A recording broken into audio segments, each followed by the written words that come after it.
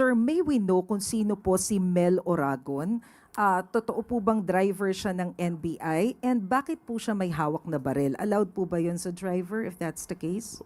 Well, sa ngayon po, when binalidate po namin yung pong aming records ng aming po mga ahente at mga employees, siya po ay hindi po opisyal na empleyado ng NBI. Ngunit nung aking pong nagkaroon na po ako ng sariling investigasyon, lumalabas po na siya ay parang volunteer kasama po ng mga ahente po. No? Doon po sa katanungan kung alaw humawak ng baril, yun po kasi yung nakita na naglalakad, pinahawak. Pero yung actual naman po na pangyayari, wala naman po siyang access po dun sa baril na hawak-hawak po niya. So, sir, sorry, panghuli na lang. So, kasama po siya nung mga As NBI a agents na driver po. nag-assist sa GSIS? As a driver po ng grupo po, yun po yung report sa akin ng mga NBI. But officially, he is not a member or employee po ng National Bureau of Investigation.